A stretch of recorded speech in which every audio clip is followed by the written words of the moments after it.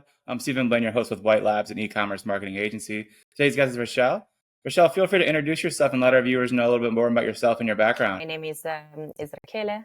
I'm Italian, and so I'm the CEO of Capable, and I'm also doing a PhD about textile for privacy, which is also the theme of my startup, Capable. Awesome. Well, tell me more about the journey to get to Capable. Yeah, so Capable works with facial recognition. We want to be the Gore-Tex for identity protection. And everything started in 2019 when I was living in New York City. I have a background in fashion design. So I was working in New York as a fashion designer. And for the first time, I heard of facial recognition technology.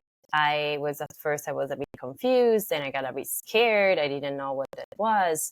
And when I knew a bit more about the technology, I was really shocked about the fact that we don't have a physical protection to protect our biometric data from this technology. And so a friend of mine was a Berkeley graduated in computer science, and we decided to just put together our expertise and create the idea of Capable, so a physical protection that protects biometric data.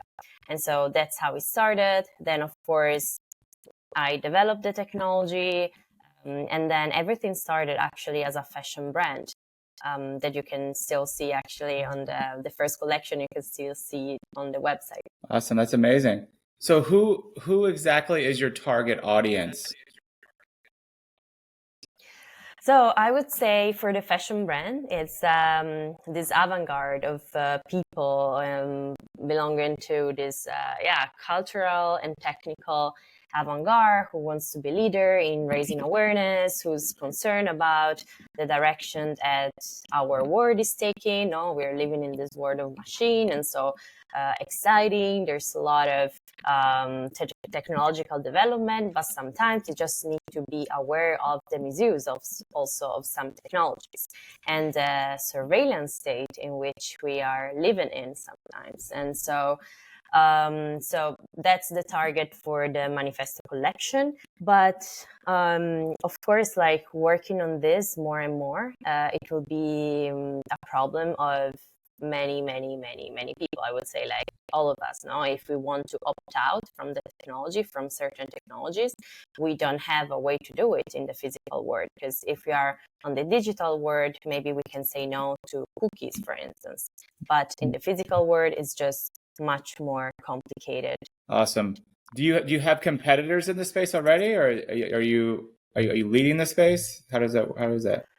I would say, yeah, we are leading the space. Of course, there's a lot of state of the art and artists, so critical arts, critical designs, and even like technical tools. No, they're there for people to either like think about it or buy it and use it. But we are the first one who really put together the technological side and the design side in order to create this technological critical design product that we produce, and there's this supply chain behind it, and so we can actually have a product which is not only the final garment, but it's also all the textile that we are developing. Awesome. Well, what makes you different than any other startup or AI clothing brand that's out there, or better, as you could say?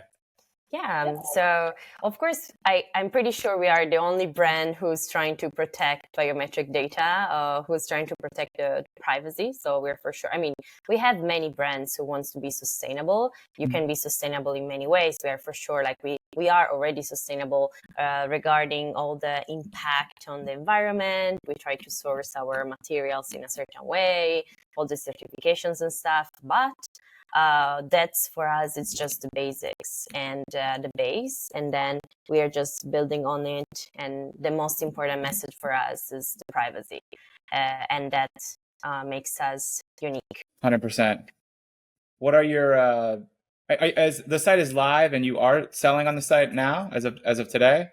Yeah, absolutely. We are selling worldwide, and we are building this community that it's with people really from all over the world, and that's the beauty of it. Awesome. Because I mean, we are working with this message that it's common to everyone in the world, and pretty much everyone will feel it as a problem, like the fact of being surveilled and giving away our data. Awesome. That's amazing. I really like it. It's amazing.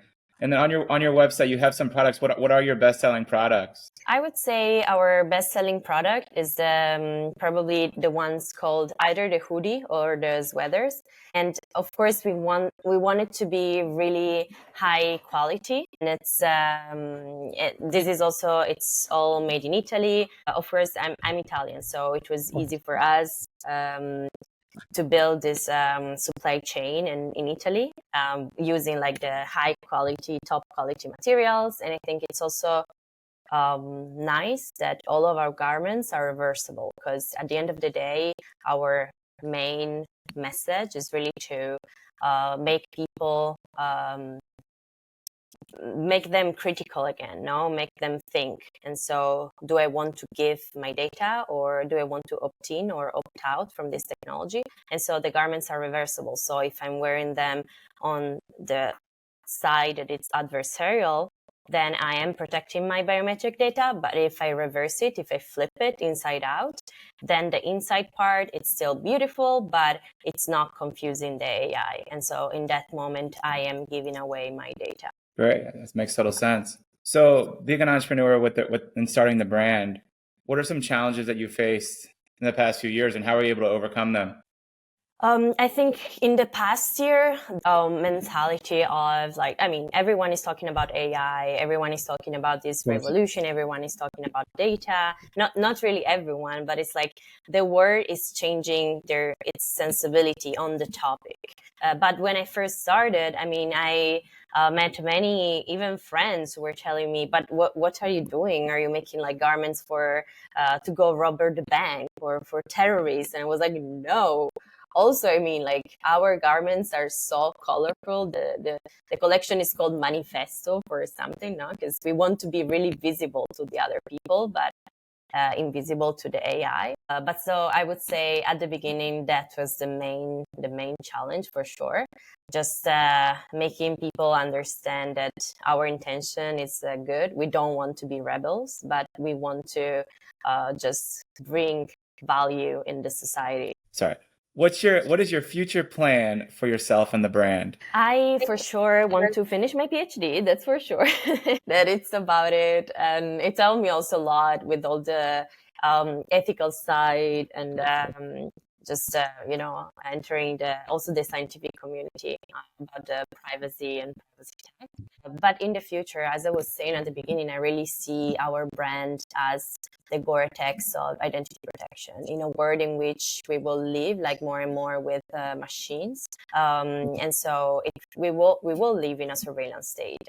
I will be able to identify who are the people around me by simply taking a picture of them with my phone. And so everyone who wants to be private, and everyone who wants their kids to be private, or who doesn't want to show, I don't know, that they have a pool or a car from the drones, like, so they will need the textiles and the technology we're developing. And that's the big challenge. Awesome. It makes sense. What are some activities you've done to promote the brand since you started it that's been successful marketing wise? I would say everything all the community, the growing community and everything was all organic. We didn't pay for advertisement, only when we did our Kickstarter campaign. But it was really, really like not much at all. And so I would say it's just the best marketing for us is just really being active in the community. We're traveling a lot. We're going to many conferences. We're meeting many people, and it's both. I mean, it's from the privacy point of view, but also for human rights, fundamental rights, or also like I was since last month I was at the MIT. I'm still working with I'm a research affiliate there, so it's also the tech community is really important for us, and just talking with all these people, it's just word of mouth for sure, and also having these amazing journalists writing articles about us, journalists who really, I mean, they're either curious or they believe in our projects, and so they just write articles, and so the community gets bigger. Great.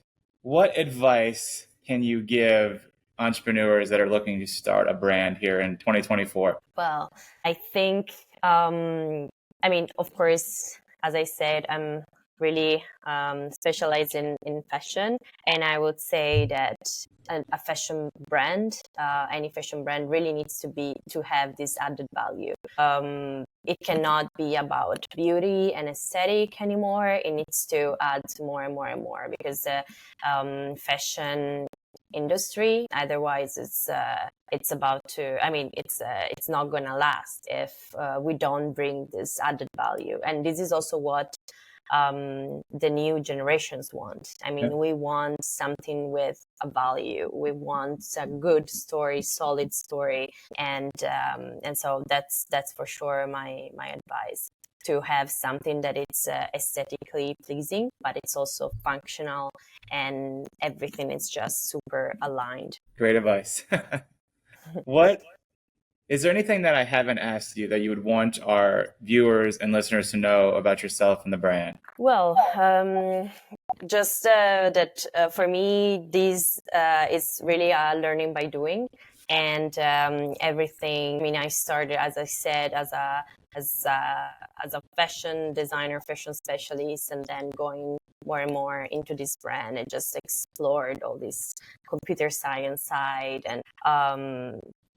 and I think, yeah, that's a good, that this is also what makes me, just keep going every day. The fact that I'm a really curious person, and so this, of course, it's amazing for that. But I think the most important asset that we have as capable and as a startup, it's really the people. No, I mentioned the community many times, and we are building this community from all over the world, and we all share this common goal, that is to protect the most beautiful, but also the most vulnerable part that we have, which is our identity, our face. And I think we all want to protect this human essence, and I think we are doing it pretty well. And we have so much energy, and just so we just want to just keep doing it. And yeah. Amazing. Well, thank you so much for coming on the podcast and going over your story and hearing about your brand. It's been great, and we appreciate it. Thank you very much.